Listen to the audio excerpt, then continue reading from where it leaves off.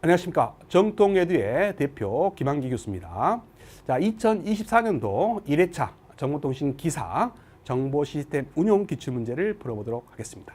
자, 이 문제는 제가 이제 시험장에 직접 가서 시험을 치른 후에 기억에 의해서 복원된 문제이기 때문에 100% 정확하지는 않습니다. 기출문제에서 나왔던 문제는 거의 100% 일치합니다. 그런데 신규 문제들은 기억에 의해서 이제 복원을 하다 보니까 문제와 답 정도는 정확한데 보기까지는 정확하지 않다. 이렇게 말씀드릴 수 있어요. 그리고 기억이 나지 않는 문제도 있습니다. 그런 문제가 한 20% 되는데 그런 문제들은 향후에 나올 법한 중요한 문제로 채웠다. 그래서 20문제를 완성했다. 이렇게 이해하시면 될 것 같습니다. 자, 1번부터 문제를 풀어보도록 하겠습니다. 자, 1번.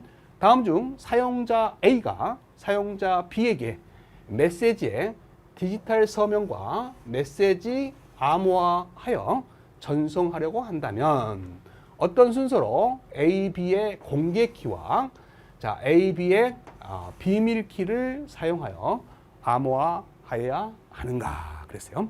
한마디로 공개 키와 비밀 키를 사용했다는 것은 비대칭키 암호화 방식이다라는 것을 말해주고 있는 거예요. 자, 우리가 이제 암호화하는 방식 크게 분류를 하면 대칭키 암호화 방식이 있고 비대칭키 암호화 방식이 있죠. 그래서 우리가 이제 기본적으로 기본적인 내용을 좀 살펴본다면 내가 어떤 평문, 보내고자 하는 문을 평문이라고 합니다. 이 평문을 인터넷상에다가 보낼 때 암호화를 해서 상대편에 보내고 싶다라는 거죠. 그래서 암호화 문을 만약에 만들고 싶다라고 했을 때는 두 개의 키가 필요하다라는 거죠. 여기서 말한 공개 키와 여기서 말한 개인 키가 필요하다. 비밀 키가 필요하다. 이 말이죠. 개인 키를 비밀 키라고 합니다. 같은 말이에요. 그래서 이제 예를 들어서 이 평문을 암호화할 때 공개 키를 사용했다고 한다면 이 암호화된 문을 풀어가지고 평문으로 만들 때는 이 개인 키를 이용해서 푼다라는 거 아셔야 됩니다. 자, 예를 들어서 이 평문을 암호화할 때 개인 키를 썼다라고 한다면 이 암호화된 문을 풀 때는 이 공개 키를 이용해서 푸는 거예요. 이런 원리는 기본적으로 아셔야 됩니다. 자, 그러면 이 문제에서 A라는 사람이 B라는 사람에게 암호화된 문을 보내고 싶다라고 한다면 비대칭키 방법을 쓰려고 한다면 키를 두 개를 사용하는 겁니다. 각각 두 개씩이에요. 개인 키와 공개 키가 있는 거죠. 자, 개인 키를 비밀 키라고도 하죠. 시큐리티 키라고 해서 S라는 기호를 쓸게요. A 쪽에 있다고 해서 A 첨자를 쓰겠습니다. 그 다음에 공개 키는 퍼블릭 키라고 해서 P를 쓰겠습니다. A 쪽에 있다고 해서 첨자를 A라고 쓸게요. 근데 이 두 개의 키는 쌍으로 생성이 된다는 거 아셔야 됩니다. 무슨 말이냐면 내가 만약에 암호화를 위해서 이 공개 키로 암호화를 해서 보냈다고 한다면 이 공개 키로 암호화된 문은 이 개인 키로만 풀 수 있어요. 다른 개인 키로는 못 푼다는 거죠. 이해되시겠어요? 반대로 이 개인 키로 암호화돼서 어떤 문을 보냈다라고 한다면 그 암호화된 문은 이 공개 키를 이용해서 풀 수밖에 없습니다. 그래서 이게 이제 쌍으로 동작한다는 거 이해하셔야 돼요. 그럼 여기에도 뭐가 있어요? 개인 키가 있고 공개 키가 있겠죠. 즉 비밀 키가 있고 공개 키가 있다 이런 말이에요. 그래서 이제 개인 키, 비밀 키를 시큐리티 키라고 해서 첨자를 B를 쓰고 공개 키는 퍼블릭이라고 해서 첨자를 B를 쓴다고 한다면 여기도 두 개가 쌍으로 생기는 거예요. 이게 이제 쌍으로 동작을 한다. 무슨 말이냐면 어떤 B라는 사람이 반대로 이제 A라는 사람한테 어떤 문장을 평문을 암호화해서 보낸다고 할 때 이 공개 키를 이용해서 암호화했다라고 한다면 그 암호화된 문은 이 개인 키로 풀 수밖에 없다라는 거예요. 이 개인 키로 암호화된 문은 이 공개 키로 풀 수밖에 없다. 이해되시죠? 이런 걸 아셔야 됩니다. 자, 그러면 이제 A라는 사람이 평문을 암호화해서 B로 보낼 때 어떤 방식으로 보내냐면 이 공개 키는요 인터넷상에다가 공개하는 키예요. 이 공개 키는 모두 다 인터넷상에다가 공개된 키이기 때문에 누구나 이 공개된 키는 가져갈 수가 있는 거예요. 그래서 이 A가 B로 보낼 때는요 이 B의 공개 키를 인터넷상에서 가져오는 겁니다. PB라는 키를 가져오는 거예요. 가져와서 이 개인 키, 요거죠. 나의 개인 키와 B 쪽의 공개 키를 이용해서 암호화를 하는 거예요. 그래서 이것을 암호화된 문을 인터넷상에다가 올려놓으면 B가 이 문을 가져갈 수가 있어요. 그래서 이 문을 B가 가져가면 보시면 알겠지만 B 쪽의 공개 키로 암호화를 했기 때문에 얘는 개인 키가 있잖아요. B 쪽에 개인 키가 있기 때문에 암호화를 풀 수 있는 거예요. 근데 해커가 중간에 이 암호화된 문을 가져가더라도 이 개인 키 B는 얘만 있잖아요. 이 개인 키는 공개되지 않는 키이기 때문에 B밖에 몰라요. 그래서 해커가 그 암호화된 문을 가져가더라도 복화를 할 수 있다 없다? 없다라는 거죠. 평문으로 복화를 못한다는 거예요. 이게 바로 대칭키 암호화 방식의 동작 원리입니다. 그래서 여기서 물어보는 건 뭐예요? 다음 중 사용자 A가 사용자 B에게 메시지의 디테일 서명과 메시지 암호하여 전송하려고 한다면 어떤 순서로 공개 키와 비밀 키를 사용하여 암호하느냐. 그러니까 A의 개인 키와 B 쪽의 공개 키를 이용했죠. 그래서 A의 개인 키, 비밀 키와 B의 공개 키를 이용했어요. 답은 3번이 된다라는 걸 알 수 있다라는 겁니다. 자, 문제만 푸지 마시고 여러분 교재에 이제 해설이 나와 있으니까 해설도 꼭 읽어보시기 바랍니다. 특히 이제 요 나와 있는 해설 자세히 좀 살펴볼 필요가 있어요. 자, 암호화를 하기 위해서는 사용자의 암호화 키가 필요하다. 자, 암호화 키와 복호화 키가 서로 같은 암호화 키를 쓰게 되면 이걸 대칭키 암호화 방식이다. 이렇게 불러요. 반면에 암호화 키와 복호화 키가 서로 다른 암호화 키를 쓰게 되면 이거를 비대칭키 암호화 방식. 다른 말로 공개키 암호화 방식. 이렇게 불러요. 그래서 대칭키 암호화 방식은 비밀키 암호화 방식이라고 부르고 비대칭키 암호화 방식은 공개키 암호화 방식이다. 이렇게 부릅니다. 자, 비대칭키는 공개 키와 자, 개인 키가 하나의 쌍을 이루고 있다. 그러니까 비대칭 키는 자, 공개 키와 뭐가 있다? 개인 키가 하나의 쌍으로 되어 있어요. 즉, 공개 키는 다른 사람에게 공개된 키로서 정보를 암호하며 개인 키는 사용자 본인만 알고 있어서 이것으로 암호를 풀 수 있다라는 겁니다. 특히 이제 비대칭 키를 사용한 암호 방식에서는 공개 키로 암호하는 경우와 개인 키로 암호하는 경우 두 가지 경우가 있습니다. 자, 그 중에서 공개 키로 암호화를 선택했다면 데이터 보안, 즉 기밀성에 중점을 둔 것이다. 이렇게 볼 수가 있습니다. 자, 여기다 별표를 하세요. 공개 키로 암호화를 했다면 데이터 보안, 즉 기밀성에 중점을 뒀다라고 볼 수 있다라는 거 꼭 기억해 두시기 바랍니다. 그다음에 개인 키로 이제 암호화를 진행했다면 안전한 전자 서명을 통한 인증 과정에서 중점을 둔 것이다. 이렇게 생각하면 됩니다. 그래서 데이터의 보안에 중점을 둘 것이면 공개 키로 암호화를 해야 된다라는 거예요. 그래서 공개 키로 암호하는 경우와 개인 키로 암호화했을 때의 특징을 꼭 숙지를 해주시기 바랍니다. 밑에 표로 이제 대칭키 암호화 방식과 이제 비대칭키 암호화 방식의 특징을 간단히 설명을 했습니다. 혹시 몰라서 이제 한 가지 중요도는 좀 낮아요. 근데 혹시 이런 것도 시험에 나올 수 있잖아요. 대칭키 암호화 방식은 이제 많은 양을 암호할 수 있다라는 겁니다. 이게 평문 자체를 뭐 암호할 수 있다라는 거예요. 근데 얘는 이제 적은 양의 암호화에 사용된다. 얘는 이제 평문 자체를 암호하는 게 아니라 그 평문 자체를 어떤 이제 관리하는 키죠, 키를 암호하는 방식입니다. 그래서 이제 적은 양의 암호화에 사용된다 이렇게 표현을 하는 거예요. 그다음에 대칭키 암호화 방식은 속도가 빠른 편이고요. 비대칭키 암호화 방식은 처리 속도가 느린 편입니다. 얘는 이제 키의 길이가 짧은 편이고요. 키의 길이가 긴 편이에요. 자, 얘는 이제 키 분배 문제가 발생하죠. 자, 대칭키 암호화 방식은 A가 B로 보낼 때 암호화에 썼던 이 키를 자, 이 키로 이제 암호화문을 풀 수밖에 없으니까 같이 보내줘야 돼요. 인터넷상에다 같이 보내줘야 됩니다. 그래서 이 키를 다른 사람이 가져갈 수도 있잖아요. 그래서 이 키를 안전하게 이제 B에 보낼 방법이 적당하지가 않아요. 그래서 이제 대칭기 암호화 방식은 주로 안 쓰고 이제 비대칭기 암호화 방식을 쓰는 이유가 거기에 있습니다. 그래서 이 키를 분배하는 그런 문제가 좀 발생한다라는 거예요. 이 키를 안전하게 B한테 보내줘야 되는 그런 문제가 발생한다 이런 뜻입니다. 이에 반해서 이제 얘는 공개 키를 사용하기 때문에 키 분배 문제가 해결이 됐다 이렇게 보는 거죠.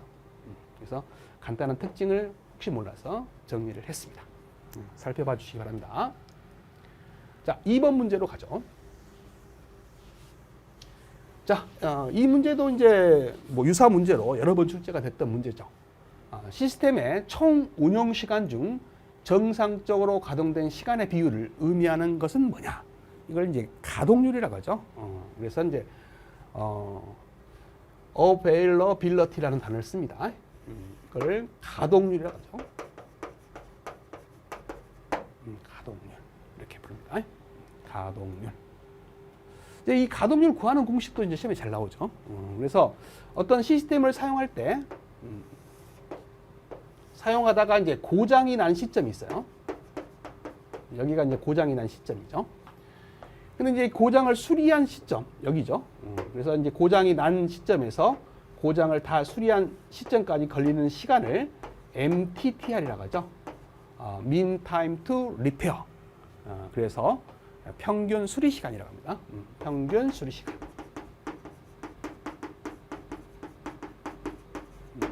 그럼 이제 정상 가동이 일어나겠죠. 정상 가동이 이제 일어나고 다음 고장이 또 있을 겁니다. 다음 고장이 일어날 거예요. 그래서 이 고장이 난 시점과 다음 고장이 난 이 시간의 간격을 우리가 뭐라고 하냐면 MTBF라고 합니다. Mean Time Between이에요. Between Failure. 그래서 이것을 우리가 뭐라고 하냐면 평균 고장 간격이라고 그래요.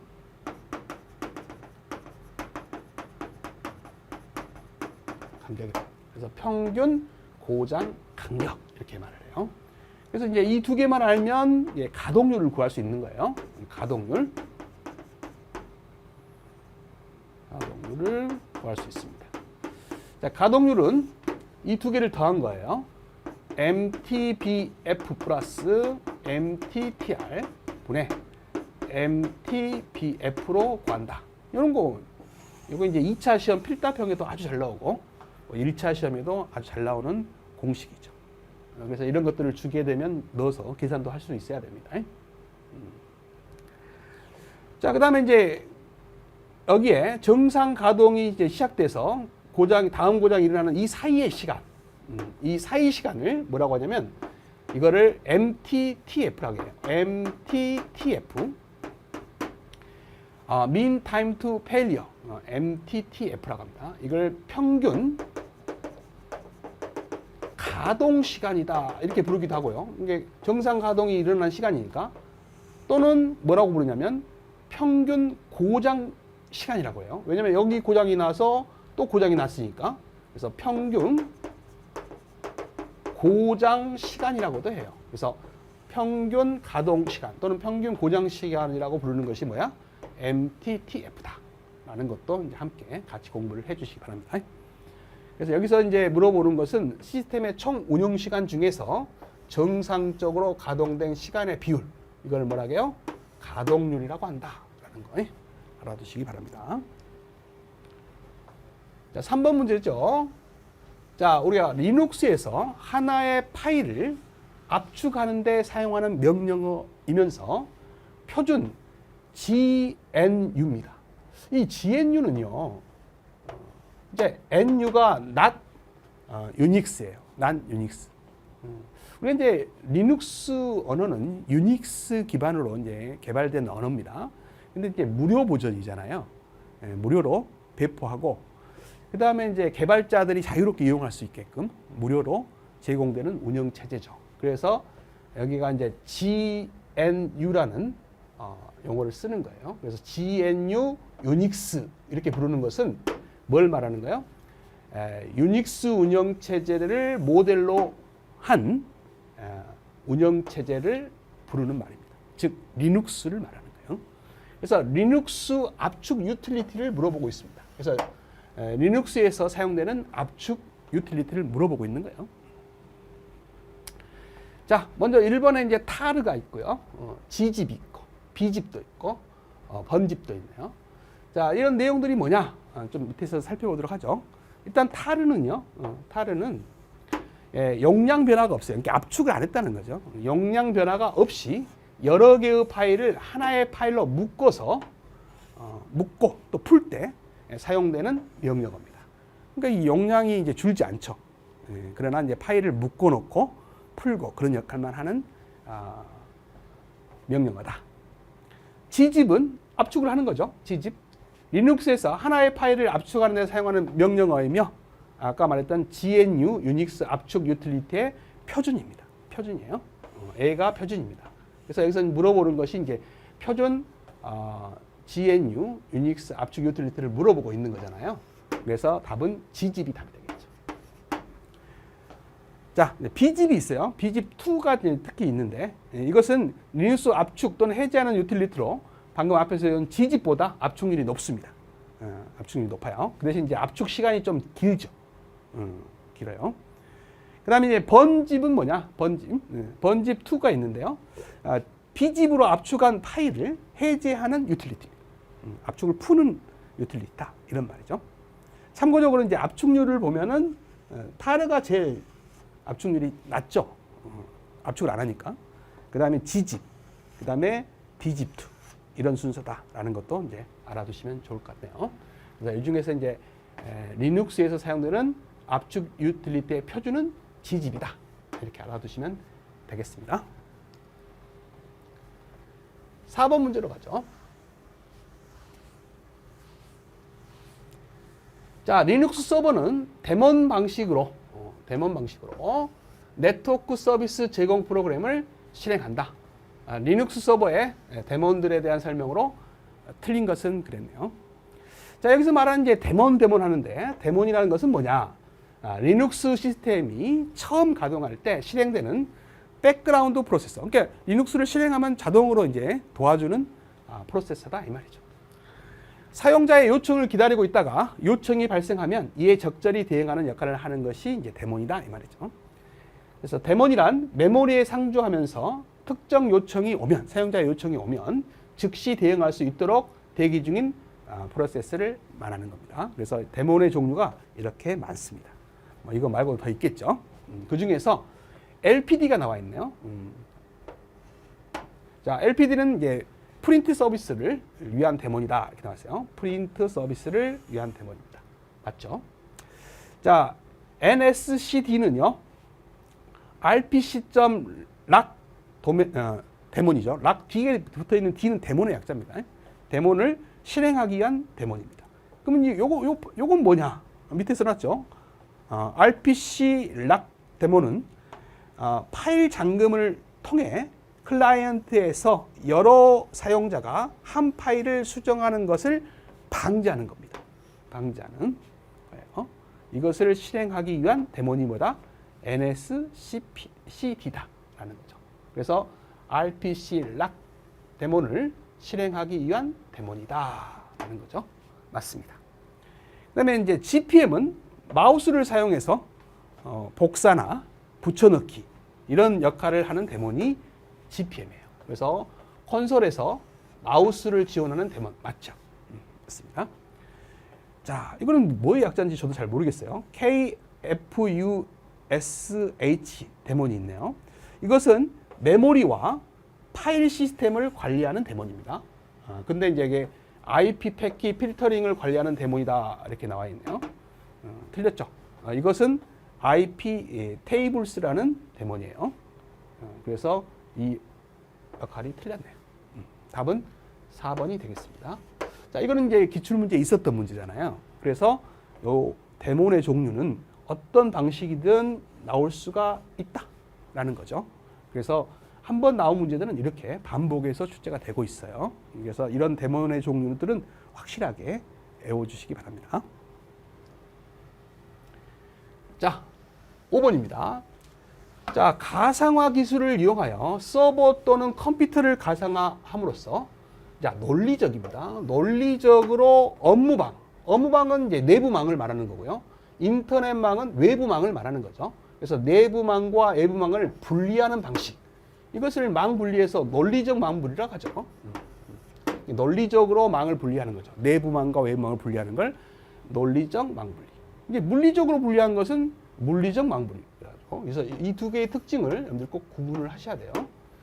이제 물리적 망 분리는 내부망에서 이제 관리하는 컴퓨터와 외부망을 관리하는 컴퓨터를 따로 두는 거죠. 이것은 논리적 망 분리는 하나의 컴퓨터를 이용해서 가상화를 통해서 이제 분리하는 거죠. 그래서 두 개를 비교하는 이 표를 꼭 외워주시기 바랍니다. 자, 물리적 망 분리는 내부망과 외부망에 접속하기 위한 PC를 각각 따로 두는 겁니다. 각각 사용하여 완전히 분리된 네트워크 접속 환경을 구축하는 방식이에요. 근데 얘는 가상화 기술을 사용해서 한 대의 PC를 이용해서 내부망과 외부망에 별도로 접속할 수 있도록 구축하는 방식이죠. 가상화를 이용하는 방식이죠. 그래서 이제 비용 측에서 본다면 따로 두니까 컴퓨터를 비용이 많이 들고 얘는 비교적 적게 드는 방식이죠. 보안성에서는 따로 두는 게 유리하겠죠. 그래서 보안성으로 본다면 이게 높고 논리적 망분리가 보안성으로 상대적으로 낮다. 보안성이 낮다라는 거. 효율적인 측면에서 이제 효율성이 낮죠. 따로 두니까 얘는 하나 가지고 관리하니까 상대적으로 관리하기가 용이하죠. 효율성이 좋다라는 거죠. 그래서 이런 특징들을 꼭 구분해 주시기 바랍니다. 자, 6번 문제로 가죠. 자, 클라우딩 서비스가 나왔네요. 자, 클라우드 컴퓨팅 서비스 이용으로 틀린 것은 그랬네요. 자, BPaaS. 자, 우리가 이제 B는 비즈니스의 약자겠죠. 비즈니스의 약자입니다. 그 다음에 P는 프로세서, S어 서비스의 약자죠. 그래서 BPaaS, 비즈니스 프로세서의 약자, BP죠. S어 서비스. 그래서 클라우드 서비스를 그러니까 BPaaS 맞네요. 그다음에 이제 IaaS는 I는 인프라 스트럭처죠. 인프라스트럭처. 그래서 인프라 S어 서비스, 클라우드 서비스를 말한다. 맞죠? P는 플랫폼을 말하는 거죠. 플랫폼 클라우드 서비스 맞네요. S는 뭐예요? 소프트웨어죠. 소프트웨어. 소프트웨어 S어 서비스죠. 공용 클라우드 서비스가 아니죠. 소프트웨어를 우리가 클라우딩 서비싱 해주는 서비스죠. 그래서 SaaS 여기 나와 있네요.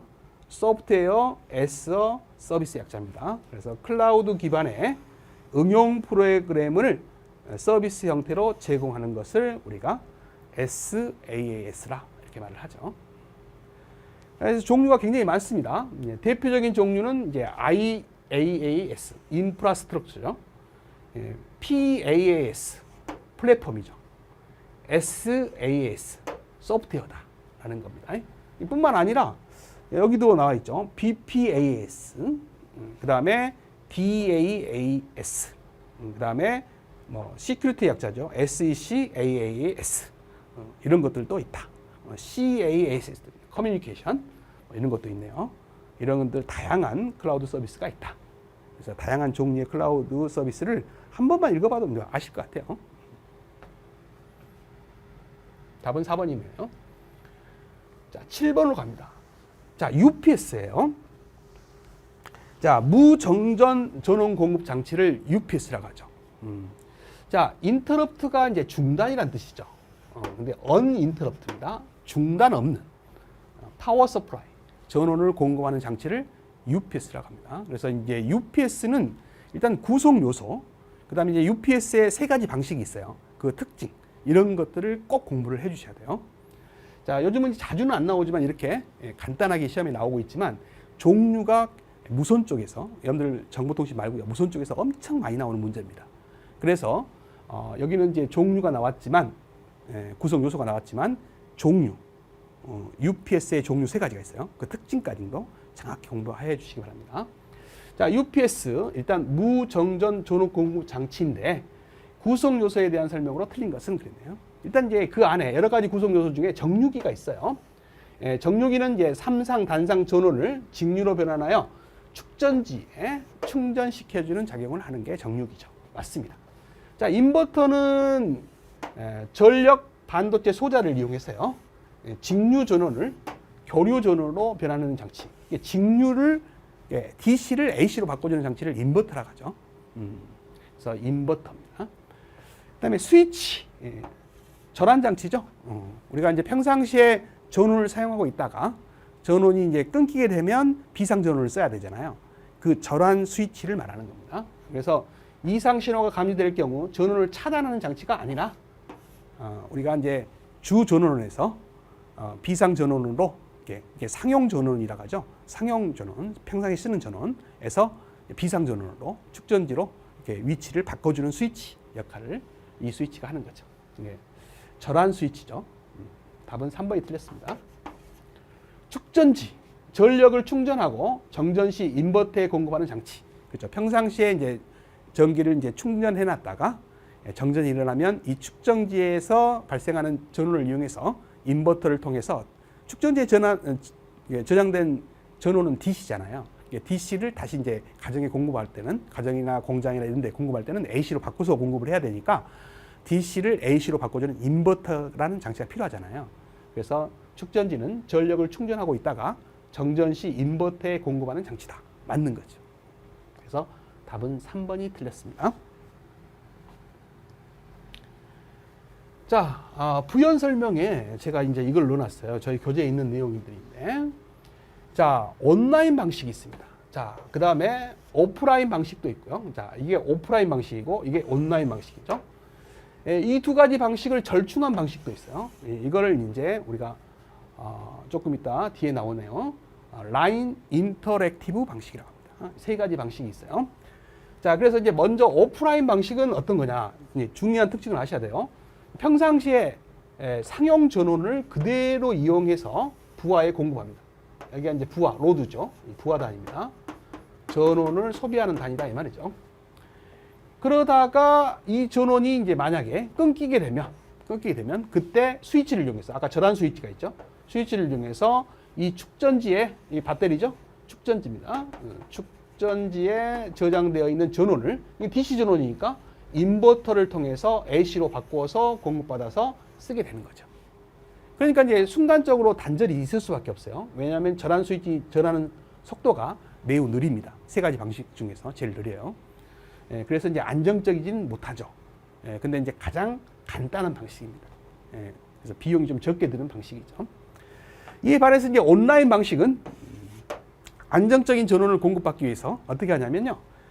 상용 전원을 바로 쓰는 게 아니라 항상 인버터를 거쳐서 써요. 그러니까 얘를 어떻게 해요? 축전지에 저장을 한단 말이에요. 저장을 한단 말이죠. 축전지에 저장을 하는 거예요. 그 다음에 이 전원을 인버터를 통해서, 축전지에 저장된 전원을 인버터를 통해서 또 DC를 AC로 바꾸는 거죠. 그래서 항상 전원을 쓰고 있는 거예요. 그러니까 항상 주 전원은 상용 전원이라고 하죠. 상용 전원. 이 주 전원에서 바로 쓰는 게 아니라 축전지에 저장된 DC 전원을 AC로 바꿔서 인버터를 통해서 항상 쓰는 방식입니다. 이게 항상 뭐가 가동되고 있어요? 인버터가 가동되고 있죠. 그래서 상시 인버터 방식이라고 합니다. 상시. 항상 인버터를 통해서 전원을 공급하는 방식이라. 그래서 상시 인버터 방식이라고 부르는 것이 뭐예요? 온라인 방식이다. 이 특징을 꼭 아셔야 됩니다. 그럼 두 개의 차이점은 뭐냐? 얘는 정전이 일어나도 이 영향이 부하에 미치지 않습니다. 전혀 끊김이 없다라는 거죠. 그래서 안정된 전원을 공급할 수 있는 게 첫 번째 특징이고요. 그 다음에 부하의 변동, 죄송합니다. 부하의 변동이 아니라 이 상용 전원의 변동, 주파수가 변동된다든가 전원이 흔들린다든가 이런 여러 가지 변동의 영향을 부하가 직접 받지 않아요. 항상 인버터를 통해서 받기 때문에 직접 받지 않습니다. 근데 얘는 직접 연결해서 쓰기 때문에 이 상용 전원에서 전원이 레벨이 변동된다든가 주파수가 변동되게 되면 그 영향을 바로 받는 거죠. 그래서 이제 이것의 절충형이 뭐예요? 바로 그 다음에 나와 있는 라인 인터랙티브 방식입니다. 얘는요,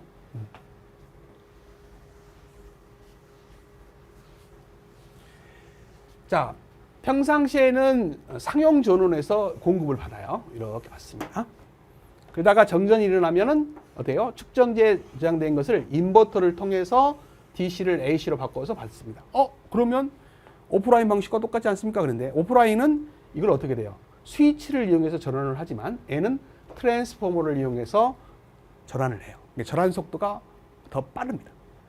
그래서 이 전환 속도가 제일 빠른 거는 항상 뭐예요? 주 전원하고 바로 쓰지 않고 인버터를 통해서 받는 뭐예요? 온라인 방식이 제일 빠른 것이죠. 그 다음에 인터랙티브 방식이 두 번째고 제일 느린 게 뭐예요? 오프라인 방식입니다. 그래서 이 특징을 꼭 구분하셔야 돼요.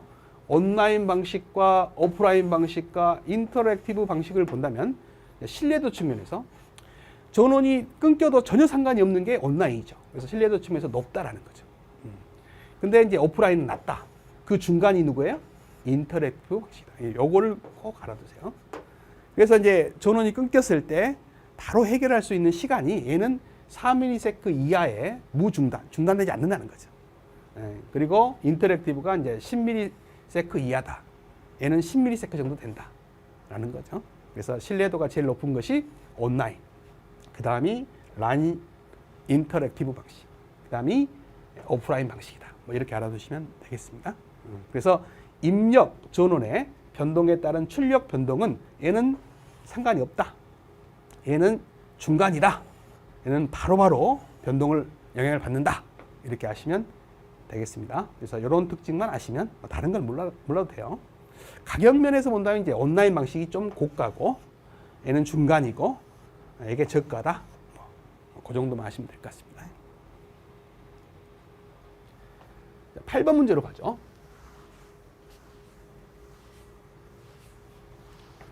자, 다음 보기와 그림에서 가에 해당되는 서버의 명칭은 뭐냐 그랬어요.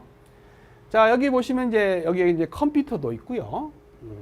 그 다음에 이제 여기가 뭔지는 모르지만 뭐가 있고요. 그 다음에 딱 그림상 봤을 때는 여기 데이터베이스일 것 같아요. DB일 것 같습니다. 데이터베이스. 그래서 컴퓨터, 검색이라고 써져 있고 요청이 오면 뭐가 응답을 해주면 응답을 하는 게 뭐예요? 서버겠죠. 얘는 서버일 겁니다. 그러면 결과물을 모니터, 컴퓨터를 이용해서 보는 거네요. 이렇게 되어 있네요. 그래서 이건 프론트 엔드라고 하고 얘는 백 엔드라고 하는 거죠. 자, 그러면 내용을 한번 읽어볼까요? 이 서버의 명칭은 뭐냐? 웹브라우저. 웹브라우저로부터 요청을 받아서 정적인 콘텐츠를 처리하는 시스템이다. 정적인 콘텐츠를.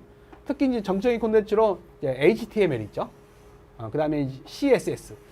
오늘 이제 어떤 그림 파일 같은 것을 파일에다가 바로 집어넣는 거는 HTML 파일이고, 뭐 배경 화면 같은 걸로 이제 집어넣는 그림 파일 같은 거 집어넣는 것이 이제 CSS죠.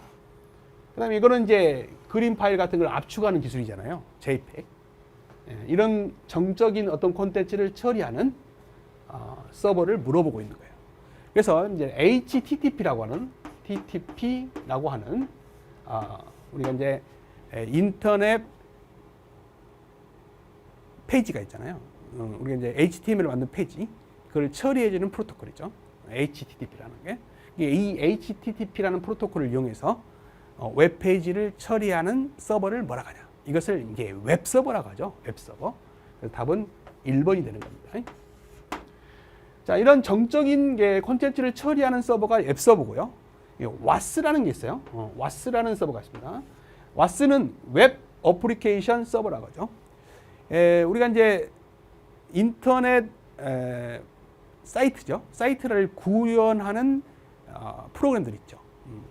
우리가 이제 초창기에 JSP, PHP, ASP 이런 것들이 있었어요. 저도 한때는 이제 ASP를 초창기 강의할 때 가르쳤는데, 그때는 막 처음 들어올 때라 제가 굉장히 공부를 많이 했던 것 같아요. 그 뒤에 이제 JSP와 PHP가 나왔는데, 이런 것들을 계속 나오기 때문에 저는 이것만 가르치고 그 이후 것들은 잘 모릅니다. 하여튼 이런 웹을 개발하는 이런 프로그램들이 이제 있어요. 이런 것들에 의한 동적 어떤 프로그램들을 처리하는 서버가 왔습니다. 그래서 웹 어플리케이션 서버라고 하죠. 그다음 데이터베이스를 처리하는 서버를 이제 DB 서버라고 하고요. 보안을 처리하는 서버를 보안 서버다 이렇게 말을 합니다. 그래서 이런 정적인 어떤 컨텐츠를 처리하는 서버를 웹 서버라고 합니다. 그래서 HTTP라는 프로토콜을 이용해서 이런 정적인 어떤 콘텐츠를 처리하는 서버를 뭐라고요? 웹 서버라 이렇게 부릅니다. 답은 1번이 되겠습니다. 자, 그래서 이제 해설에다가 자세히 써놨어요. 웹 서버는 브라우저로부터 HTTP라는 이제 프로토콜을 통해 요청된 이런 정적인 콘텐츠들을 정적으로 제공하는 서버. 이거를 웹 서버라고 하고요. WAS라고 하는 웹 어플리케이션 서버는요. 웹 어플리케이션, ASP, PHP, JSP 이런 것들을 실행시켜 필요한 기능을 수행하고 그 결과를 웹 서버에게 전달하는 일종의 미들웨어를 우리가 WAS다 이렇게 말을 합니다. 그 다음에 데이터베이스 정보를 제공하는 서버를 DB 서버다. 그 다음에 네트워크 전체 보안 기능을 담당하는 서버를 보안 서버다. 이렇게 말한다라는 거죠. 앞에 이제 용어 중에 프론트 엔드가 있고 백 엔드가 있죠. 우리가 이제 서버에서 데이터베이스에 어떤 데이터를 저장한다든가 데이터베이스에 있는 어떤 데이터를 서버가 가져온 것은 우리가 눈으로 볼 수 없죠. 그런 동작을 백엔드라고 하고요. 가져온 데이터를 화면에 보여준다든가 내가 입력한 데이터를 서버 쪽으로 넘긴다든가 이런 것도 우리가 이제 키보드를 통해 친다든가 화면을 통해서 보는 것은 사용자가 어느 정도 이제 동작 원리를 볼 수가 있잖아요. 그런 것을 우리가 프론트엔드라고 말을 합니다. 그래서 사용자 인터페이스라고 해서 사용자가 볼 수 있는 어떤 화면 영역을 말하는 거고요. 백엔드는 사용자들이 원하는 정보를 제공할 수 있도록 데이터베이스를 관리하거나 서버를 운영하는 등의 영역, 즉 볼 수 없는 영역이죠. 그것을 백엔드 영역이다 이렇게 부릅니다. 그래서 우리가 이제 프로세스의 처음 단계가 프론트엔드고 마지막 단계가 백엔드다 이렇게 생각하시면 되겠습니다. 자, 9번입니다. ISMS에 대한 설명으로 옳지 않은 것은 그랬네요. 자, 우리가 이제 ISMS는요, 우리가 정보 보안 관리 시스템이다 해가지고 ISMS는 시험에 아주 잘 나오죠. 여기에 이제 P가 붙은 것도 있어요. 이게 개인 정보 보안 관리 시스템이라고 해서 P가 붙은 것도 있습니다. 요즘은 이게 통합돼서요. ISMS와 ISMS-P가 시험에 아주 잘 나오죠. 통합 관리되고 있어요. 그래서 이제 ISMS에 대한 설명으로 옳지 않은 것은 그랬네요. 일단 이제 ISMS는요. 정보 보호의 안정성을 위해 기업이 규정하고 있는 종합 관리 체계 인증 제도이다. 정확한 정의가 맞고요. 자, ISMS는 과학기술정보통신부하고 개인정보보호위원회에서 정책 업무를 담당하고 있어요. 맞습니다. 그 다음에 ISMS는 기업 정보의 비밀을 유지하고 언제든 정보를 사용할 수 있도록 체계화된 정보보호 절차와 과정이 포함된다. 라는 거죠. 맞는 거죠. 자, ISMS는 과학기술정보통신부에서 인증 업무를 담당하는데 인증 업무를 담당하는 곳이 아니죠. 과학기술정보통신부는 방금 전에 정책 업무를 담당하는 거예요. 그래서 우리가 정책기관 두 곳과 그 다음에 인증기관 두 곳은 꼭 알아두세요. 그래서 정책기관은 방금 전에 과학기술정보통신부고요. 그 다음에 개인정보보호위원회예요. 그 다음에 인증기관, 여기서 물어보는 인증기관은 따로 시험에 나온 적도 있어요. 한국인터넷진흥원이에요. 그 다음에 금융보안원입니다. 그래서 특히 이 한국인터넷진흥원이 답으로 나온 것이 과거에 문제 있었어요. 그 다음에 이제 심사기관도 좀 알아두시기 바랍니다. 심사기관은 많죠. 여기 보면 한국정보통신진흥협회, 한국정보통신기술협회, 그 다음에 개인정보보호협회, 차세대 정보보안인 인증원, 뭐 이렇게 네 곳이나 됩니다. 그래서 특히 정책기관과 인증기관은 꼭 외워주시기 바랍니다. 답은 4번이 되겠죠? 자, 10번입니다. IBS, 인텔리전트 빌딩 시스템에 대한 특징으로 옳은 것은 그랬습니다. 자, 우리 이제 IBS라는 것은요, 단순한 어떤 빌딩 자동화 시스템을 넘어서서 정보통신 시스템이죠. 유무선 인프라를 포함한 정보통신 시스템입니다. 뿐만 아니라 자, 사무 자동화 시스템이죠. 사무 자동화 시스템 뿐만 아니라 시설 관리 시스템을 포함한 어떤 전체 시스템 통합 서비스를 같이 중앙 집중적으로 관리하는 시스템을 지능형 빌딩 시스템이다. 이렇게 말을 합니다. 그래서 이런 것들을 통합해서 관리하는 시스템을 우리가 인텔리전트 빌딩 시스템이다. 이렇게 불러요. 그러니까 이제 단순한 어떤 건물 관리 시스템뿐만 아니라 유무선 인프라를 포함한 정보통신 시스템, 사무 자동화 시스템뿐만 아니라 시설 관리 시스템까지 통폐합해서 관리하는 빌딩 관리 시스템을 인텔리전트 빌딩 시스템이다. 그래서 IBS다. 이렇게 말을 합니다. 자, 이거 특징으로 옳은 것은 그랬네요. 자, 1번. 빌딩 내 시스템의 자동화, 전산화를 지원한다. 맞죠? 1번이 바로 맞네요. 답은 1번이 되겠고. 2번. 분산 운영을 위해 빌딩을 아니죠. 중앙 집중식으로 모든 걸 한 곳에서 관리하려고 하는 거죠. 그래서 분산 운영을 통해 빌딩을 관리한다. 아니죠. 중앙 집중적으로 이제 관리하려고 하는 거죠. 그다음에 유지 관리 비용이 높지만 초기 구축 비용이 낮다. 정반대로 설명하고 있어요. 이런 시스템을 이제 만들려면 초기에는 구축 비용이 좀 들어가겠죠. 초기에는 좀 비용이 들어갈 거예요. 일단 시스템 만들고 나면은 유지 관리 비용이 싸지겠죠. 그래서 정반대로 설명하고 있습니다. 4번 빌딩 내 시스템 확장, 신기술 도입은 다소 어렵다가 아니라 용이하다라고 봐야죠. 그래서 답은 1번이 되겠습니다. 그래서 우리가 이제 인텔리전트 빌딩 시스템은 빌딩의 단순한 공간 활용 개념을 탈피하고 효율적인 빌딩 관리를 통해 경비 절감과 미래 기술을 유연하게 적용할 수 있는 IT 기반의 빌딩 시스템을 말한다라는 거고요. 특징으로는 이제 빌딩 내 시스템의 자동화, 전산화 지원하여 생산성이 향상된다는 거고요. 초기에는 구축 비용이 소모되지만 에너지 비용, 그다음에 유지 관리 비용에서 절감 효과를 누릴 수 있다라는 겁니다. 그다음에 중앙 집중 설비 운영에 따라 관리하기가 용이하다라는 겁니다. 그다음에 쾌적한 업무 환경을 제공하여 기업 이미지 상승 효과와 건물의 부가가치 상승 효과를 얻을 수 있다라는 특징을 갖고 있어요. 그래서 이제 IBS에 대해서 알아봤습니다. 자, 11번입니다. SSL TLS의 설명 중 틀린 것은 그랬네요. 자, 이 문제는 이제 시스템 보안 기술에 대한 문제입니다. 자, 우리가 이제 1995년에 넷스케이프사에서요, 호스트와 서버 사이에 어떤 안전한 채널 형성을 위한 보안 프로토콜을 개발한 거죠. 그게 바로 SSL입니다.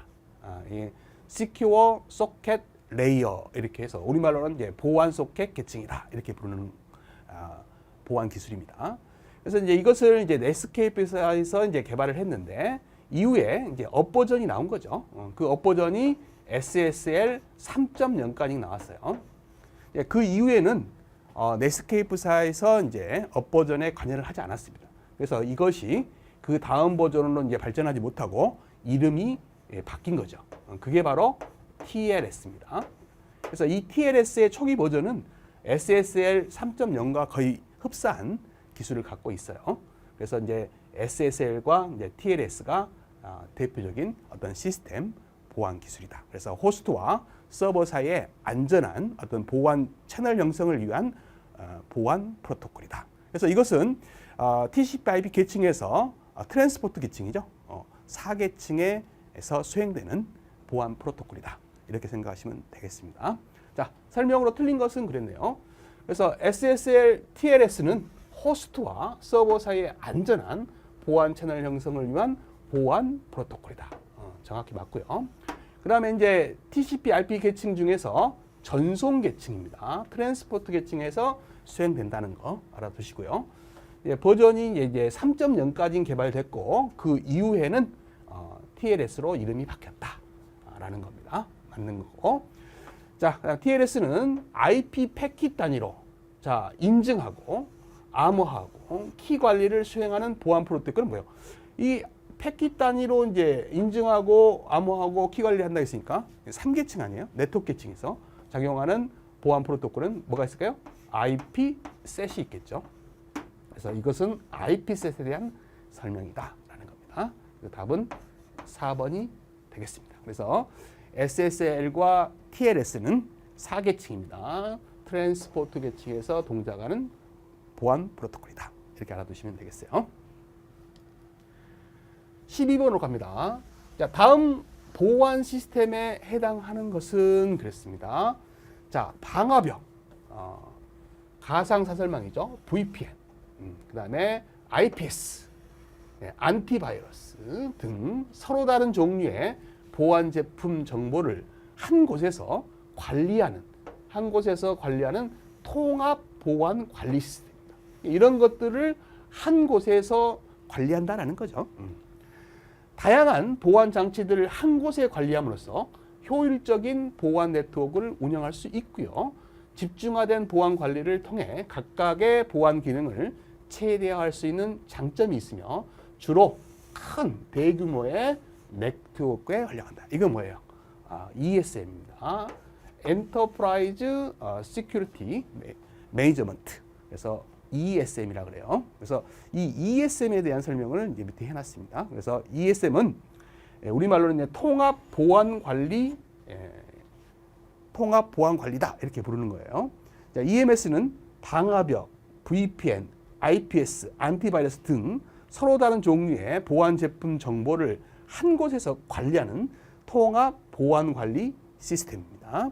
그래서 이 EMS는 다양한 보안 장치를 한 곳에 관리함으로써 효율적인 보안 네트워크를 운영할 수 있고요.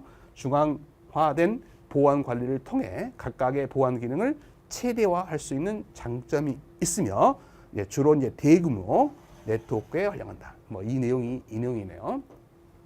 헷갈리시면 안 되는 게 UTM입니다. UTM은 이런 보안 장치를 하나의 장치에 집어넣은 거죠. 그게 이제 UTM이에요. 그래서 UTM하고 ESM을 헷갈리시면 안 됩니다. 그래서 얘는 이제 하나의 장치에 집어넣었어요. 그래서 얘는 대규모가 아닌 주로 이제 소규모 네트워크에 쓰는 보안 시스템입니다. 그래서 뒤에 설명을 해놨어요. 자, 일단 무선 침입 방지 시스템, W자가 붙어 있는 IPS죠. 그래서 일반적인 IPS하고 똑같은 기능인데 무선이라는 특징만 갖고 있는 거죠. 그래서 WIPS는 무선 네트워크 환경에서 공격자의 침입을 탐지 또는 이제 방어하는 시스템으로 ISP와 기능은 유사하나 무선망에서 특화된 장비인데 그 점만 이제 차이가 있다라는 거죠. 자, 인가받지 않는 침입 신호가 탐지가 되면 더 강한 차단 신호로 차단하는 권리를 가지고 있는 것이 무선 침입 방지 시스템이다. 이렇게 알아두시기 바랍니다. 앞에서 잠깐 말씀드렸던 UTM, 이것도 이제 시험에 잘 나오죠. UTM은 방화벽이라든지 VPN, IPS, 안티스팸 소프트웨어 등 여러 종류의 보안 장치들을 이거는 이제 하나의 단일 장치로 만든 거죠. 하나의 장치로 만든 거예요. 통합 보안 시스템이다. UTM은 하나의 시스템에 다양한 보안 기능을 탑재하여 관리가 용이하고 비용을 절감할 수 있는 효과가 있다. 장단점을 구분하셔야 돼요. 복합적인 위험 요소를 방어할 수 있다. 단일 시스템이기 때문에 이 시스템이 고장이 발생하면 전체 보안 기능에 영향을 줄 수가 있죠. 이게 이제 단점이죠. 그래서 이제 주로 소규모 네트워크에 활용하는 것이 통합 위협 관리 시스템입니다. 자, 그래서 답은 1번이 된다라는 거예요. 그래서 ESM하고 UTM을 헷갈리시면 안 돼요. 13번으로 갑니다. 자, 통신 설비에서 이제 접지 방식의 종류가 아닌 거 그랬어요. 자, 우리가 접지 방식은 크게 세 가지로 볼 수 있어요. 독립 접지가 있고요. 그다음에 공통 접지가 있습니다. 통합 접지가 있어요. 독립 접지는 모든 통신 시스템이나 전기 장비 등에 대해 개별적으로 접지를 구성하는 방식입니다. 그러니까 따로따로 접지를 한다라는 거죠. 그래서 일명 개별 접지 또는 이제 단독 접지라고 할 수 있습니다. 장점은 접지의 성능 악화나 손상이 발생하더라도 다른 장비에 영향을 주지 않아서 전반적으로 시스템이 안정성이 높다라고 이제 볼 수 있는 거죠. 단점은 이제 비용이 많이 들어가죠. 그래서 접지 공사 비용이 비싸고 각각 접지 간 충분히 이제 떨어지는 거리를 이격거리라고 하죠. 떨어져야 하는 거리를 이격거리라고 하죠. 이런 이격거리를 확보해야 한다는 등 상대적으로 시공이 용이하지 않다는 단점이 있습니다. 그래서 이제 시스템적으로 이제 안정하다는 장점, 비용이 비싸다는 단점, 이거 알아두시면 되겠어요. 그에 반해서 공통 접지는요, 전력 계통을 하나로 묶어버리는 접지를 말합니다. 그러나 통신이나 피뢰침은 이제 따로 접지하는 방식이죠. 자, 장점은 이제 통신 장비가 전력 계통과 분리되어 과전압으로 손상을 줄일 수 있으며 비교적 단순한 구조를 가져 시공이 용이하다는 장점이 있어요.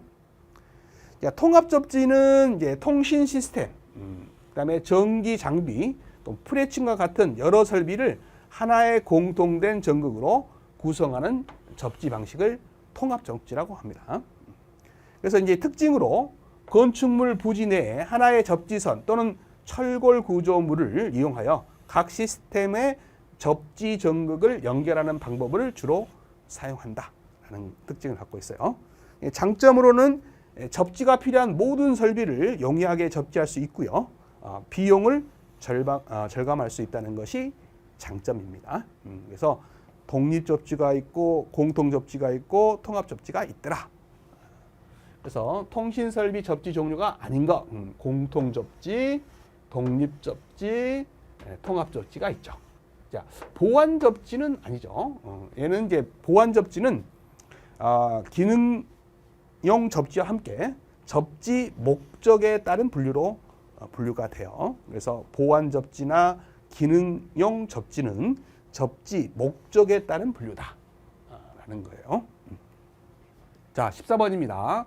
일명 주배선반 또는 집중군해통신실이라고 부르는 MDF입니다. 자, MDF에 대한 설명으로 옳지 않은 것은 그랬네요. 자, 잠깐 이제 그림을 보고 먼저 오도록 하죠. 자, 우리가 이제 외부망, 즉 국선이 있다라는 거죠. 외부망, 국선입니다. 그다음에 이제 군의 간선 케이블이 있어요.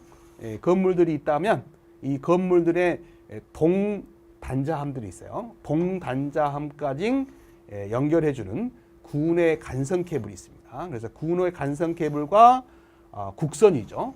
국선의 경계가 되는 곳에 있는 단자함이 MDF입니다. 주 배선반 이렇게 부르는 MDF예요. 이것을 이제 주 배선반이라고 부르는 MDF입니다. 그래서 이 MDF가 국선하고 군의 간선 케이블과의 경계를 분계점이라고 하죠. 분계점의 역할을 하는 것이 이제 주 배선반이다 이런 말이에요. 그래서 이제 각 동에 단자함이 있는데 그걸 동단자함이라고 합니다. 그래서 이 동단자함까지 주 배선반에서 연결된 이 선을 우리가 군의 간선 케이블이라고 하죠. 군의 간선 케이블. 그래서 군의 간선 케이블이라는 용어 알아두시고, 그다음 이제 각 층마다 이 층마다 단자함이 있어요. 각 층마다 단자함이 있더라. 이것을 이제 층 단자함 또는 중간 단자함이라고 그래요. 그래서 중간 단자함, 층 단자함 같은 말입니다. 그래서 이것을 중간 단자함, 층 단자함이라고 그래요. 그다음에 이제 세대에 또 단자함이 있죠. 이렇게 세대마다 단자함들이 있습니다. 그래서 이 중간 단자함에서 이 세대 단자함까지 이렇게 연결된 선들을 우리가 뭐라고요? 수평 배선 케이블이라고 하죠. 수평 배선 케이블이라고 합니다. 그 다음에 이 군의 간선 케이블이 아까 주 배선반에서 동 단자함까지 연결된 게 이제 군의 간선 케이블이라고 했죠. 근데 이제 여기에 뭐가 있어요? 각 층 단자함까지 연결되는 또 선이 있어요. 여기 선이 있죠. 이것을 건물 간선 케이블이라고 합니다. 건물 간선 케이블. 그래서 이렇게 용어들을 정리해 주시기 바랍니다. 다시 한번 국선과 구내 간선 케이블의 경계점, 경계점에 있는 단자함이 주 배선반이다. 그것을 MDF다 라고 하죠. 그래서 주 배선반 MDF 알아두시고요. 이 주 배선반에서 동단자함, 이게 동단자함이에요. 각 동마다 있는 단자함이죠. 동단자함까지 연결되는 선을 우리가 구내 간선 케이블 이렇게 부릅니다. 그리고 이제 층마다 단자함이 있는데 이거를 이제 층 단자함이라고도 하고 중간 단자함이라고 그래요. 중간 단자함. 그래서 중간 단자함까지 연결된 선이 있죠. 이렇게 이것을 건물 간선 케이블이라고 합니다. 건물 간선 케이블. 자주 물어봐요. 건물 간선 케이블. 그다음에 이제 세대마다 단자함이 있는데 이게 이제 세대 단자함이라고 한다. 그래서 세대 단자함하고 이제 중간 단자함과 연결해주는 이 선을 우리가 그래요. 수평 배선 케이블이라고 합니다. 수평 배선 케이블이라고 하죠. 그래서 이제 법리에 나와 있는 용어들이에요. 그래서 이 용어들은 꼭 알아두세요. 구내 간선 케이블이 뭐냐? 그다음에 건물 간선 케이블은 또 뭐냐? 수평 배선 케이블은 뭐냐? 중간 단자함이라고 하는 층 단자함은 뭐냐? 그다음에 세대 단자함은 뭐냐? 그다음에 방금 말했던 주 배선반이라고 하는 MDF는 뭐냐? 아시겠죠? 이런 용어들을 정리를 꼭 해주시기 바랍니다. 자, 그러면 이제 이 MDF에 대해서 이제 문제가 풀리게 되겠죠. 자, MDF에 대한 설명 중 옳지 않은 것은 글쎄요, 외부 회선과 내부 회선의 접속 분계점 역할을 한다라는 거 어때요? 맞죠? 그다음에 이제 외부와 내부 회선을 연결하는 배선반으로 옥외 외선을 옥내 장치로 인입하는 곳에 설치된다. 이것도 맞는 것 같고요. 그다음에 주 배선반과 또는 주 단자함 같은 말이죠. 주 배선반, 주 단자함 같은 말이에요. 부터 종단 단자함 사이에 배관의 굴곡이나 선로의 분기 및 접속을 위해서 설치하는 단자함. 이거는 이제 중간 단자함이죠. 중간 단자함 또는 이제 층 단자함이라고 할 수 있죠. 그래서 답은 이제 3번이 틀렸고요. 그다음에 외부 회선과 내부 회선 간 절체 시험을 수행할 수 있다라는 거죠. 그래서 주 배선반이라고 하는 MDF에 대한 설명을 옳지 않는 거. 답은 3번이 되겠습니다. 그래서 이제 용어만 알면 뭐 3번은 아니겠죠. 주 배선반이란 말이 나왔으니까. 로부터 종단 단자함. 이 종단 단자함은 이제 층 단자함이 될 수가 있겠죠. 그래서 그 사이에 배관의 굴곡이나 선로의 분기 및 접속을 위해서 설치하는 단자함. 이거는 뭐예요? 중간 단자함이 된다라는 겁니다. 자, 15번입니다. 자, 이중마루에 대한 특징으로 틀린 것은 그랬네요. 자, 이중마루. 별표 3개 하시기 바랍니다. 제가 1년에 시험이 3번이잖아요. 3번 시험장에 가보니까요.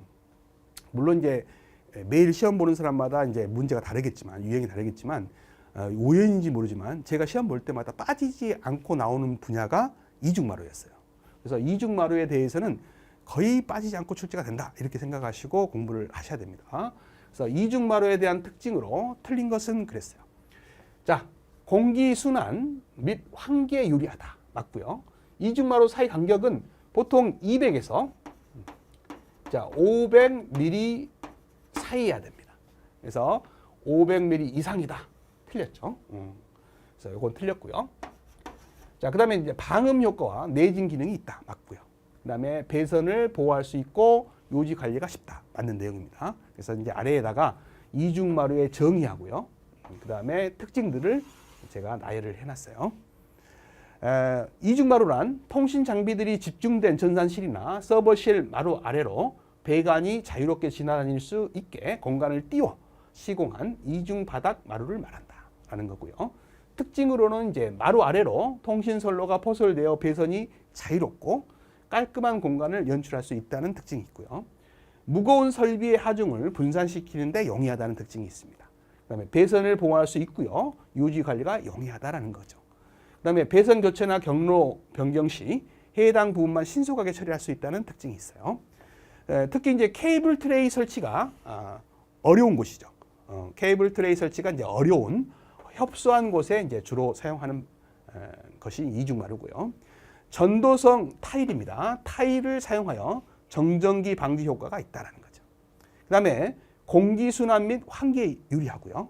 이중마루 사이 간격은요, 보통 200에서 500mm 사이다라는 거 알아두시기 바랍니다. 자, 이 이중마루에서 사용되는 이제 타일의 종류가 여러 가지가 있습니다. 그 중에 대표적인 세 가지만 제가 특징을 적어놨어요. 스틸 판넬이 있고요. 우드, 나무로 만든 판넬이 있습니다. 알루미늄 판넬이 있죠. 이 스틸 판넬은 강도가 우수해요. 그 다음에 이제 가격은 좀 비싸죠. 내하중성, 내구성, 그 다음에 저소음, 안정성이 좋아서요.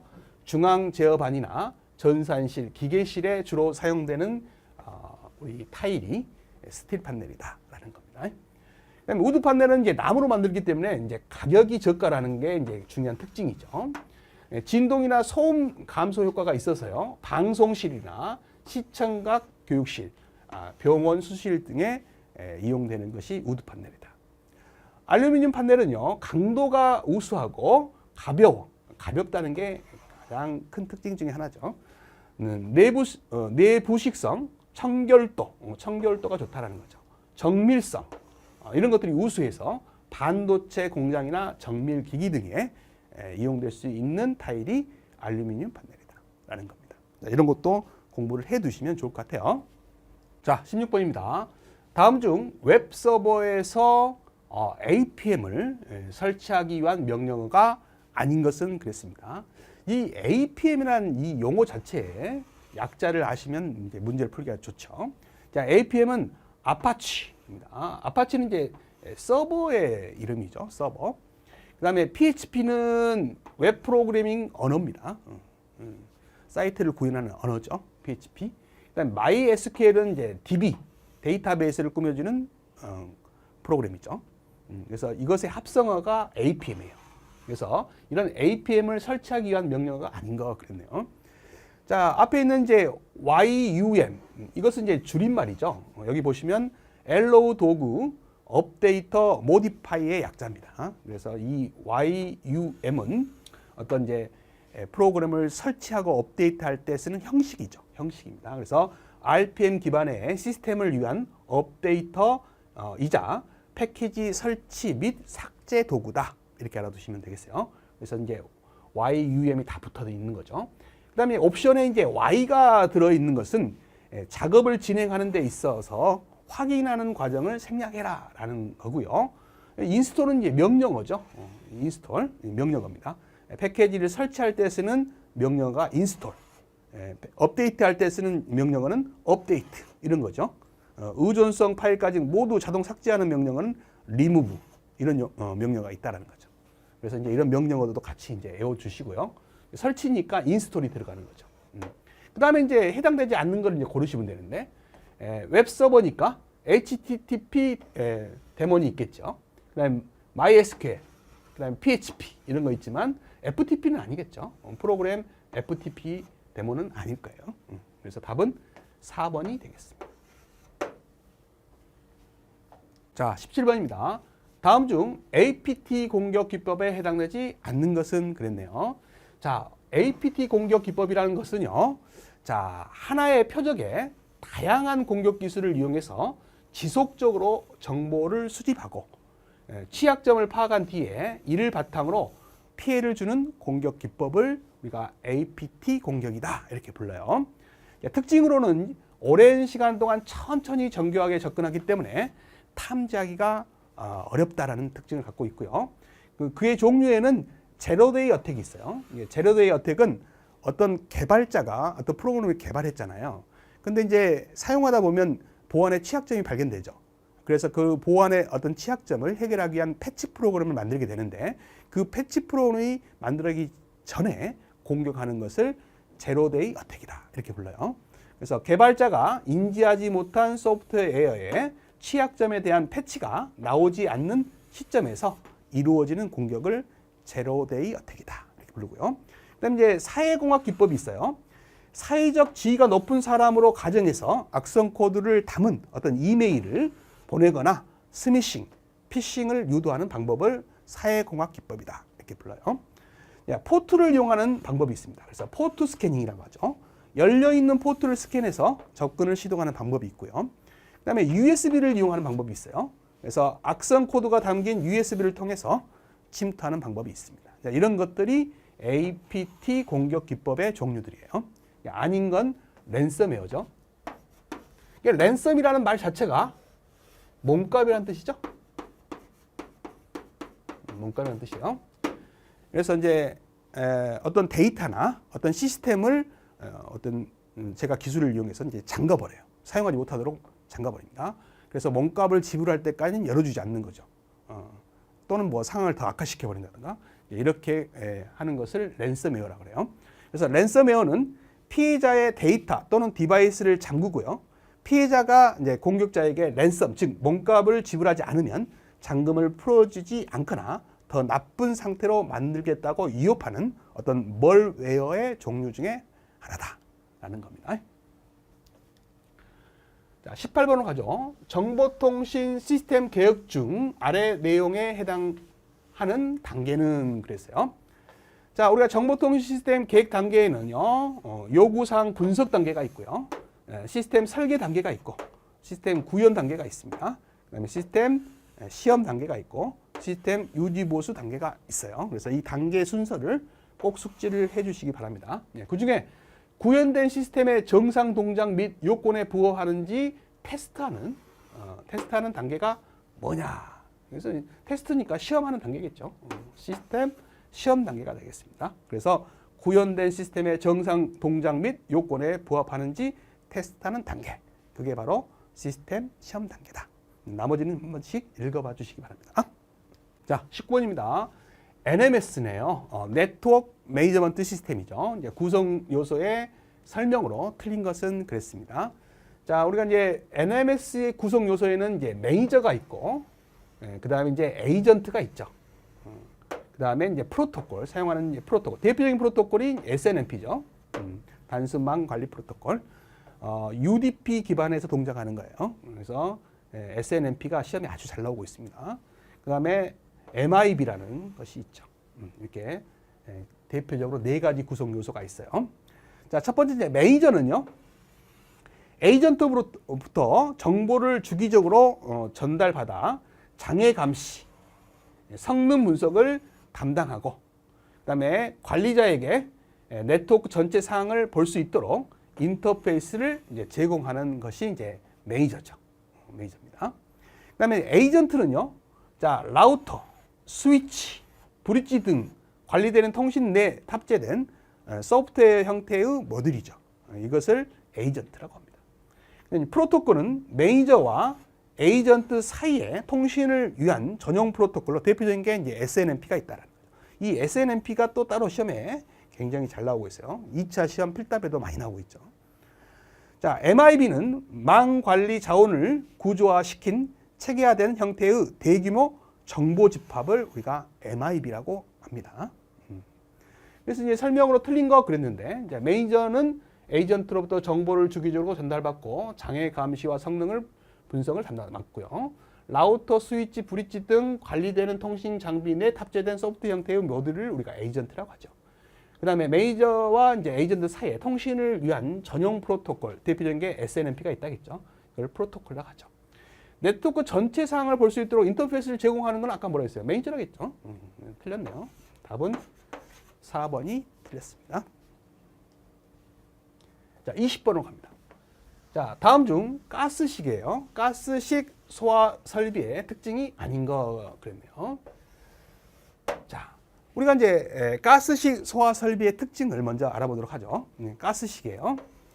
자, 가스식 소화 설비는 이산화탄소나 할론, 할로겐 화합물, 불활성 기체 등 가스를 이용하여 화재를 진압하는 설비를 우리가 가스식 소화 설비다 이렇게 말을 합니다. 자, 소화 약재가 기체이기 때문에 화재 진압 시 잔여물이 남지 않아요. 그다음에 고가 장비 또는 중요 장비의 손실을 최소화할 수 있다. 이런 게 이제 가장 큰 중요 특징이죠. 장점이죠. 그다음에 수계, 소화 설비와 달리 전기와 접촉했을 때 문제를 발생시키지 않아 통신 장비실 이외에 전기실, 변전실, 방사성 폐기물 저장 시설, 항공기 경납고, 지정 문화재 등에 설치된다. 그래서 이제 이것도 장점이네요. 그래서 전기와 접촉했을 때 문제가 발생하지 않는다는 거, 이것도 중요한 장점입니다. 그다음에 가스식 소화 설비는 물 분무 등 소화 설비의 한 종류에 해당되므로 별도의 제약 사항이 없는 이상 수계 소화 설비가 설치되는 장소에 동일하게 설치될 수 있다. 이런 특징도 있고요. 다만 이산화탄소 소화 설비는 산소 농도를 떨어뜨려서 소화시키는 특성이 있고, 할로겐 화합물 및 불활성 기체 소화 설비는 독성이 있으므로 방제실이나 제어실과 같이 사람과 통신 장비가 함께 있는 공간에는 설치하지 않는다. 사람이 있는 공간에는 설치하지 않는다. 이런 말이에요. 자, 한번 문제를 풀어보죠. 1번, 소화제가 기체이므로 화재 진압 시 잔여물이 남지 않아 중요 장비의 손실을 최소화할 수 있다. 맞죠? 사람과 통신 장비가 함께 있는 공간에는 설치한다? 설치하지 않는다. 그랬죠. 2번이 틀렸네요. 그 다음에 별도의 제약사항이 없는 이상 수계 소화 설비가 설치되는 장소에 동일하게 설치할 수 있다. 맞고요. 전기와 접촉했을 때 문제가 발생하지 않는다는 장점이 있었죠. 답은 2번이 되겠습니다. 자, 이렇게 해서 20문제를 다 풀어봤네요. 고생 많으셨습니다.